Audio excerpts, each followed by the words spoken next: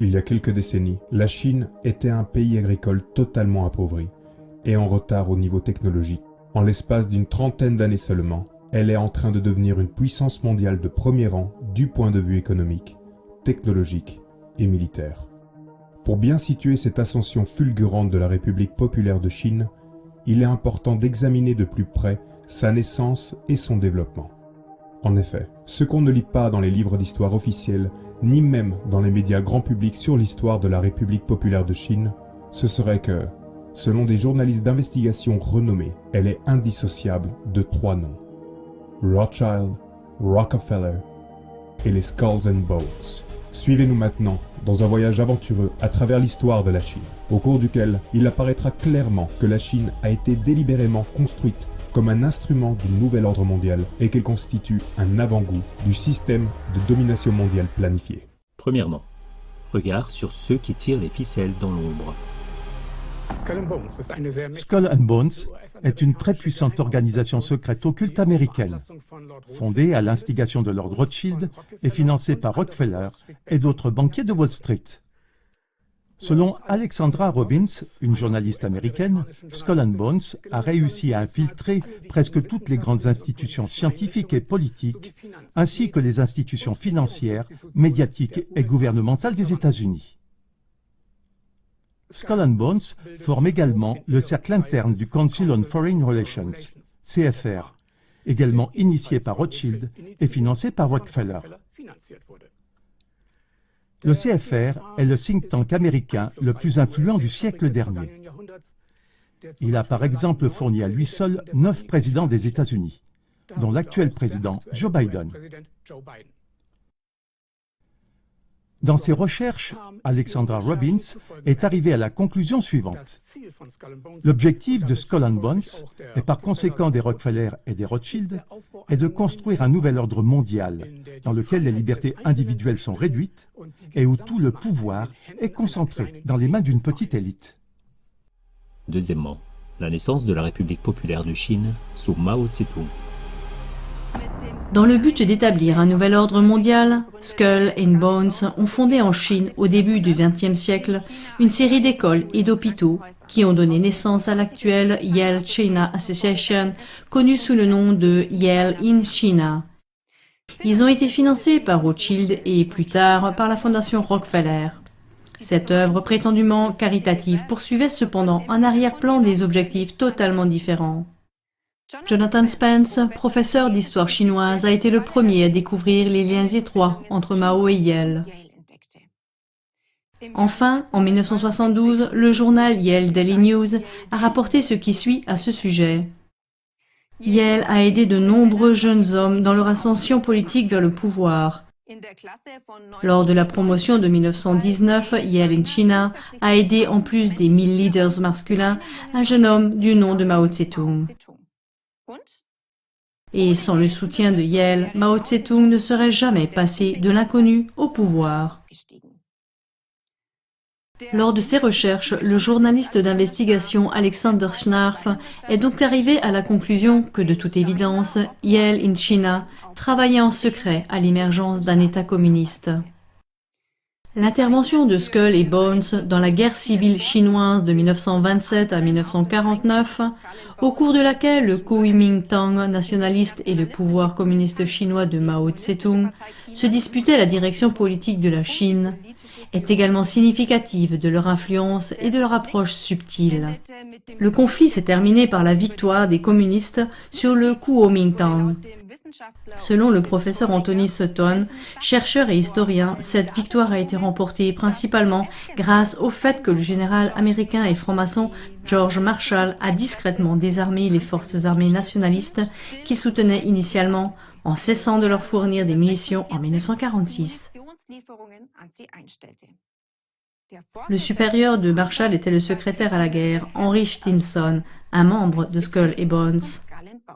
Les presque 30 années du règne de Mao Tse-tung qui suivirent se transformèrent en un règne de terreur sans précédent.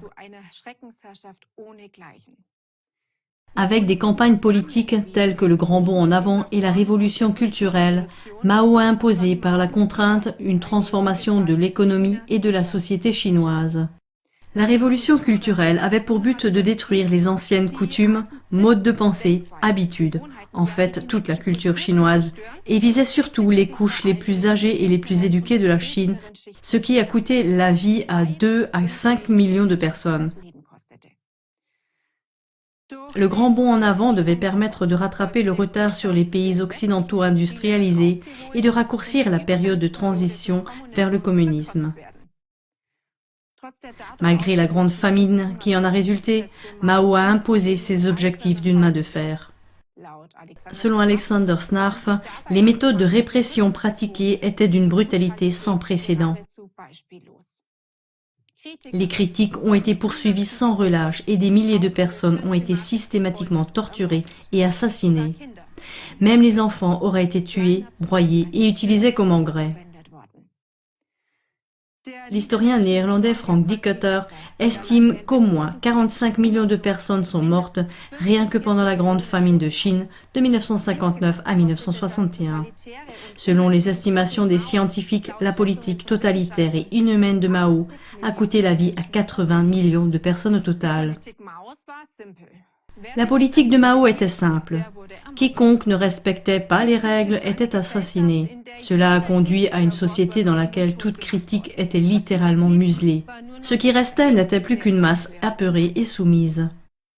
Le point de vue totalement différent de David Rockefeller est effrayant. Il a qualifié ce contrôle total et cette oppression du peuple d'expérience sociale. Rockefeller a déclaré textuellement « L'expérience sociale en Chine, sous la direction du président Mao, est l'une des plus importantes et des plus réussies de l'histoire de l'humanité. » Lorsqu'on connaît les objectifs poursuivis par la Fondation Rockefeller en Chine, cette affirmation devient extrêmement pertinente. Selon les journalistes d'investigation Alexander Snarf et Tilman Knechtel, la Fondation considérait la Chine comme un immense laboratoire où l'on étudiait la meilleure façon de contrôler et de gérer une société, afin de pouvoir ensuite reproduire cela dans le monde entier. Le fait que Rockefeller ait fait l'éloge des crimes de Mao suggère que ce dernier avait manifestement répondu à ses attentes et que cette expérience sociale avait été menée à bien à la plus grande satisfaction de Rockefeller. Comme nous le verrons au point suivant, ce n'était toutefois que la première manœuvre de Rockefeller, Rothschild et consorts. Troisièmement, l'émergence de la Chine comme puissance mondiale. Après Mao, c'est Deng Xiaoping qui a dirigé de facto le destin de la Chine jusqu'en 1997. Il est entré dans l'histoire comme le grand réformateur qui a initié l'ouverture de la Chine et son ascension en tant que puissance économique et mondiale. Mais cela ne s'est pas fait tout seul et n'a pas été un miracle économique. Le coup d'envoi de cette évolution a été la rencontre orchestrée par Henry Kissinger en 1972 entre le président américain Nixon et Mao Tse-tung. Sous le prétexte que la Chine devait être construite comme un contrepoids à l'URSS, de l'argent et des technologies occidentales ont commencé à affluer vers la Chine, ce qui a marqué le début de son ascension. Or, il faut savoir que Nixon et Kissinger étaient ou sont membres du CFR et que Kissinger est en outre étroitement lié aux Rothschild et aux Rockefeller. Par conséquent, ces derniers ont usé de toute leur influence pour favoriser l'ascension de la Chine tout en y renforçant leur position dominante. En 1982, Rothschild a pris le contrôle de la Banque centrale de Chine et donc de sa politique monétaire. La Chase Manhattan Bank de Rockefeller est devenue le représentant officiel de la Banque de Chine aux États-Unis et a ouvert les vannes de l'afflux d'argent vers la Chine. Cet argent a été largement utilisé pour financer des instituts de recherche et de développement, ce qui a entraîné une fuite du savoir-faire occidental vers la Chine. Les groupes qui se sont engagés de cette manière en Chine sont également, pour la plupart, étroitement liés au CFR. Il s'agit des entreprises dites Fortune 500, comme par exemple Ford, General Motors, IBM et Microsoft. Parmi elles, 157 se sont installées en Chine, dont 53 y ont même établi leur siège social. Concernant cette évolution, le professeur Anthony C. Sutton, scientifique renommé de l'Institut Hoover de l'Université de Stanford, écrivait déjà en 1986 Vers l'an 2000, la Chine communiste sera une superpuissance, construite avec la technologie et l'expertise américaine, construite par Rothschild, Rockefeller et Skull and Bones. Quatrièmement, la Chine, un outil fiable pour les mondialistes. Comme Rothschild et Rockefeller sont tous deux profondément impliqués dans la franc-maçonnerie, il n'est pas surprenant que cela ait également laissé des traces en Chine. Grâce à des révélations comme celle du franc-maçon italien de haut rang, G.O.L.E. Magaldi, on sait que Deng Xiaoping a été initié à la franc-maçonnerie et est devenu membre de la superloge Three Eyes. Celle-ci avait été fondée par David Rockefeller, Henry Kissinger et le conseiller à la sécurité nationale des États-Unis, Zbigniew Brzezinski, et a longtemps été la superloge la plus puissante et celle qui donnait le ton au niveau mondial. Deng Xiaoping, quant à lui, a initié d'autres hauts responsables du Parti communiste chinois à la franc-maçonnerie. Cela a eu pour conséquence que depuis 1980, selon Magaldi, tous les présidents du parti, y compris l'actuel président de la République chinoise, Xi Jinping, sont membres des superloges qui coordonnent les francs-maçons de haut niveau. Ils poursuivent eux aussi l'établissement d'un gouvernement mondial unique, ce qui a permis à Rothschild et Rockefeller de s'assurer que la Chine reste un outil fiable pour leur plan mondialiste. Cinquièmement, la Chine, un fer de lance de la globalisation. La Chine n'est pas seulement un outil quelconque. Elle est devenue de plus en plus le fer de lance des Rothschild, Rockefeller et Skull and Bones, qui aspirent manifestement à un nouvel ordre mondial de contrôle et de surveillance totaux. En voici quelques exemples. Avec sa politique de confinement sévère pendant la crise du Covid, la Chine a joué un rôle essentiel dans l'effondrement de l'économie mondiale, générant ainsi des profits colossaux pour quelques super riches. Avec la Russie, la Chine est le grand partisan de la mise en place d'un nouveau système financier et monétaire mondial sous le contrôle du FMI. La Chine est l'avant-garde mondiale tant pour la suppression de l'argent liquide que pour l'introduction de la monnaie numérique de banque centrale CBDC.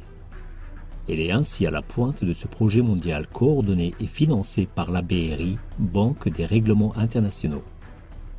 Avec son système de crédit social, la Chine est un pionnier et un modèle pour le Great Reset souhaité par Klaus Schwab et le Forum économique mondial, FEM. Ce système est un système de surveillance de masse à l'aide de l'intelligence artificielle et donc le perfectionnement du système de domination forcée mis en place par Mao. Le comportement et la fiabilité de chaque individu, mais aussi des entreprises et des organisations y sont constamment surveillés et évalués. En récompensant le bon comportement dans l'intérêt des gouvernants et en punissant tout écart de conduite, il impose à chacun de fonctionner à 100% dans l'intérêt des dirigeants. Le premier système de crédit social en Europe a depuis déjà été introduit à Bologne en Italie. Et la Commission européenne prépare également l'introduction de ce système de contrôle et d'éducation. Tout indique donc qu'après le succès de leur expérience sociale en Chine, Rockefeller, Rothschild et consorts veulent désormais l'étendre au monde entier et poser ainsi les bases d'une dictature mondiale. Lors du Davos d'été 2023 du Forum économique mondial, le Premier ministre chinois Li Qiang a également laissé entendre comment cela devrait se faire. Il a souligné que la sécurité devait être considérée comme le sujet le plus important dans la hiérarchie des priorités. Peu avant, Klaus Schwab, le père du Great Reset, avait fait la déclaration suivante, très révélatrice, en faisant l'éloge des acquis du Parti communiste chinois devant Li Qiang. « Nous sommes impatients d'apprendre de votre vision de la Chine et du monde. » Est-ce un hasard si les gens sont amenés à accepter des interventions de plus en plus profondes de l'État en raison d'une peur systématiquement entretenue par la politique et les médias? N'est-ce pas la peur du Covid, du terrorisme, de la menace d'une catastrophe écologique et climatique imminente, etc., qui fait abandonner petit à petit les acquis de notre société démocratique et libérale pour les échanger contre une apparente sécurité? Est-ce de cette façon qu'on veut maintenant nous faire avaler le système de crédit social carbone prévu par l'UE? Il faut stopper les plans de cette petite élite qui, dans l'ombre, dirige sournoisement le destin du monde et qui veut maintenant mettre en place son système de crédit social dans le monde entier. Aidez-nous et diffusez cette émission.